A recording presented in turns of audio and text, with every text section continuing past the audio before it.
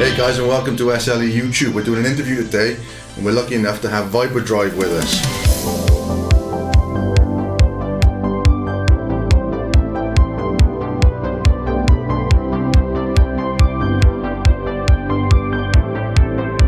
Good to see you. Yeah, good to see you too, buddy. Listen, your music, talk to me. Tell me about it. Where did you get the inspiration from?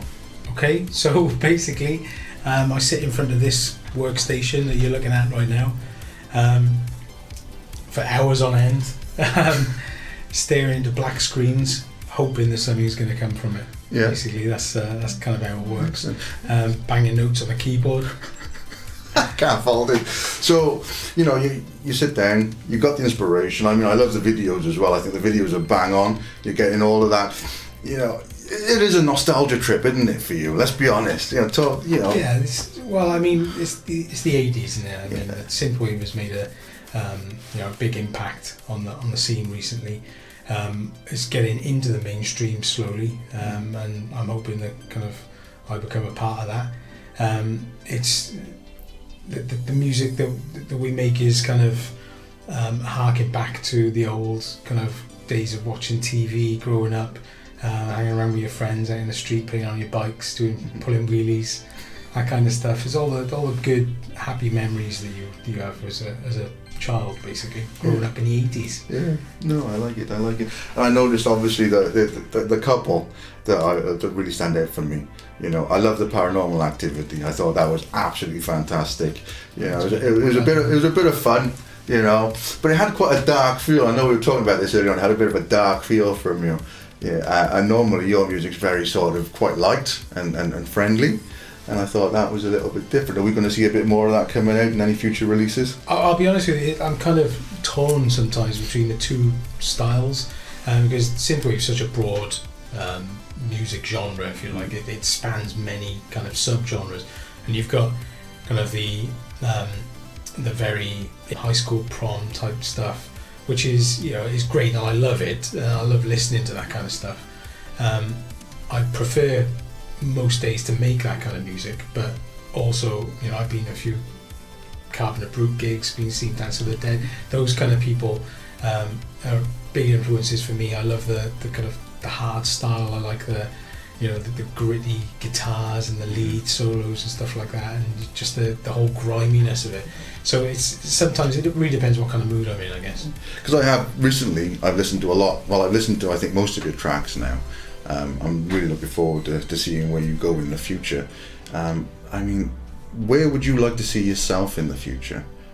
Where do you think your music's going to take you? I'm quite happy to see where it goes, kind of naturally. I don't want to push it too much. You know, I'm really appreciative of the promotion, you know, that you guys do, and the other guys in the scene, you know, helping out with, you know, getting this kind of music out there, pushing it more into the mainstream, which is fantastic. Especially being, you know, part of a group like SLE, because we've got many electronic genres in there as well, which is kind of broadening the audience, as it were. So I'm more than happy to see how it pans out, really. But I mean, ideally, you know, if I had a 5-year plan, not interested in stuff like that, but if I had a 5-year plan, probably say, you'll see me in Wembley in a couple of months. I'd pay to see that. Yeah. That'd be good. That'd be good.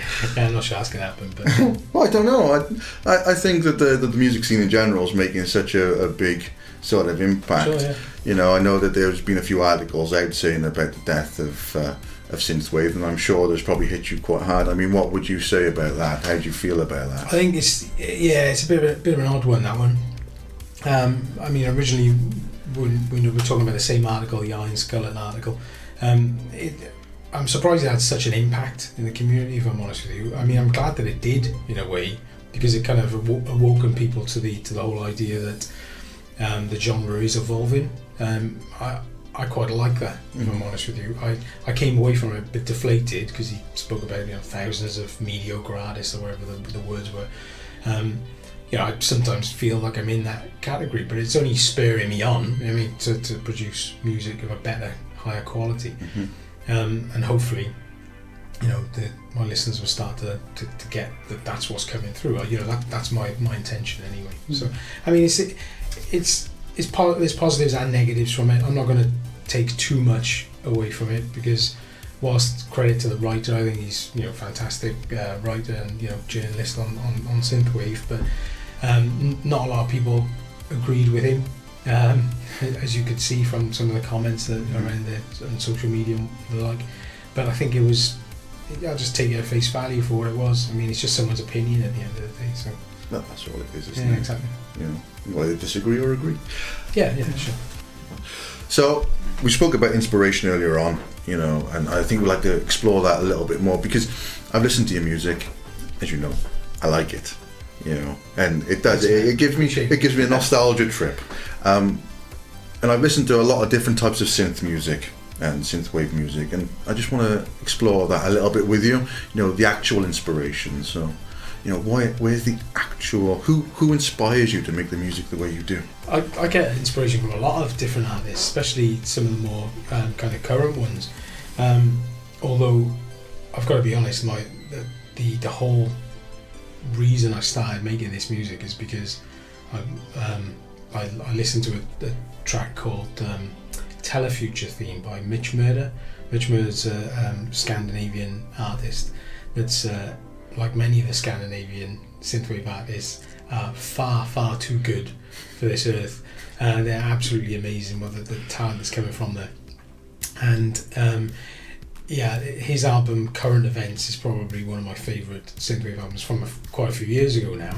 But he was one of the original guys on the scene, along with people like Miami Nights 1984, Wave Shaper, Robert Parker was a massive inspiration for me. I mean, those guys made me want to start making this music. Obviously I can just say what everyone else says, and I watched the film Drive, and and I thought the soundtrack was amazing, and partly that is true. I'm not gonna deny it. I mean, it was I heard some of the tracks on that and thought, wow, like most other people, what is this?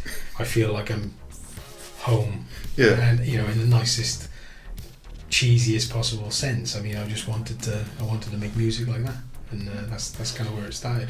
But obviously you and I go way back. That I kind of started with drum and bass music back in the day. I've been making music for on and off for about 20 years, and DJing and whatever else. But this is where I want to be. It's the first time I've ever released music is listening to this.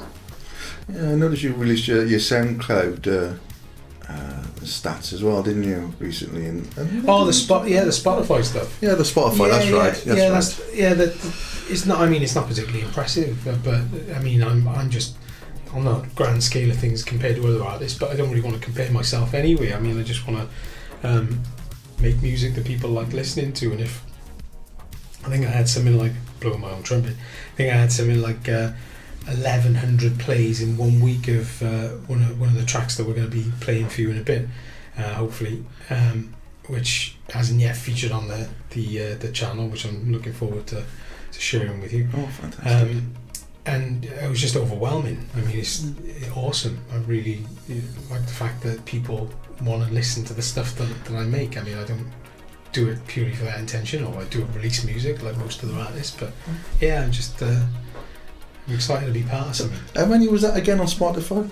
How many listens did you have in the week? I think over the past year it's been something like 5,500 listeners, and actually no, 17,000 plays I think it was in total, which is not fantastic by most standards, but okay, let's put this in perspective, shall we? Right.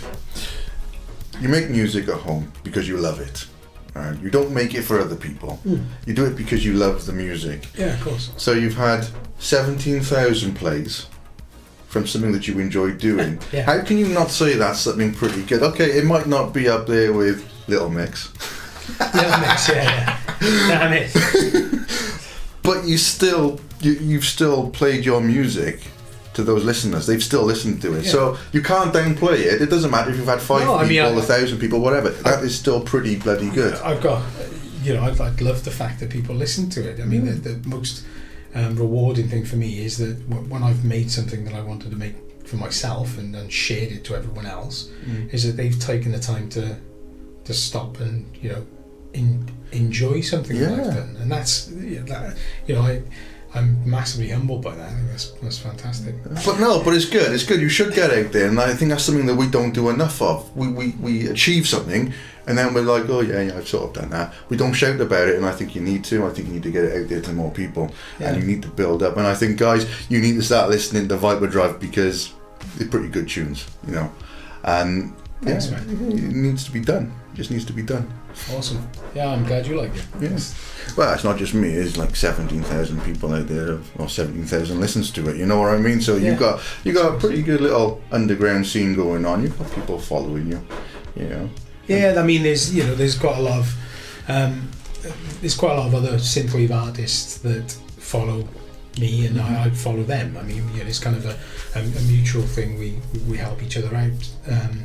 And I'm really happy with that. I think that the community is vibrant, and it is mainly made up of other producers, and that doesn't bother me in the slightest. I mean, I think it's fantastic that people are sharing and keeping on that kind of momentum, if you like. And then this goes back. I don't want to really talk about it too much, but it goes back to that Iron Skullet. Damn you, Iron Skullet!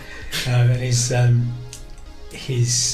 his whole his piece on the synthwave is dead kind of thing, talking about many other artists that you have to sift through. I mean, I really enjoy sifting through those artists, and I like sharing their music, and a lot of them, despite them being quite small in terms of their listeners and followers, when I find them, it's sometimes like finding a diamond. It's I can listen to their stuff all day, and they probably wouldn't have a clue.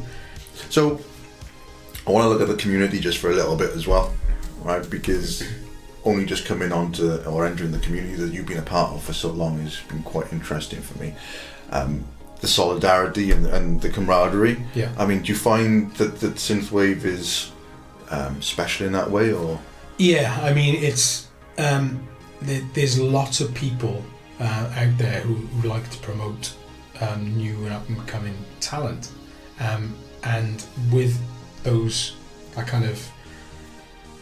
that mindset, if you like, and promoting people off their own back for no gain of themselves whatsoever, apart from a bit of perhaps appreciation a lot less appreciation they actually deserve in the community. They're doing it purely for the betterment of the scene. I think that's absolutely fantastic. I love that. I love to see. I hope I can contribute to that. Sorry, and what you're doing with SLE. I mean, it's fantastic. That's what we want to see. I'm trying to help promote that as much as I can, as and we're hopefully work together on it. But there's a lot of people in the scene who are there for the for the greater good. And I think that's great. I mean, it's not something they need to do, because I think music evolves and listeners evolve. People find your music one way or another eventually, and there's a lot of self-promotion in this kind of industry, especially for the indie producers.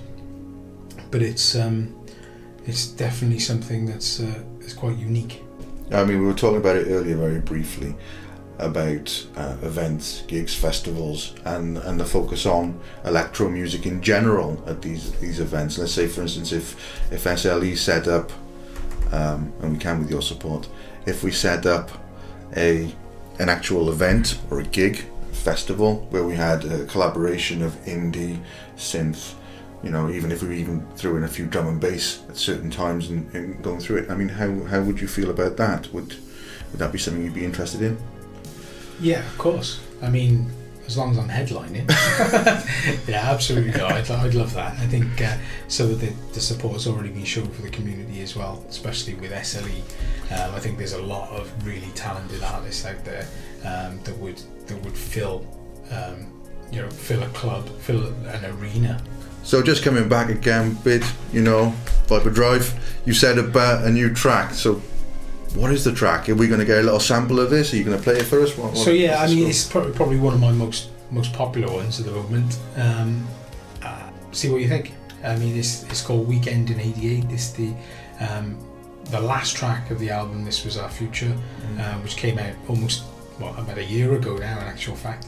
And yeah, I'd love for you to have a listen for for your viewers to see what you think. Excellent. Let me know. Let's do it. Here it is.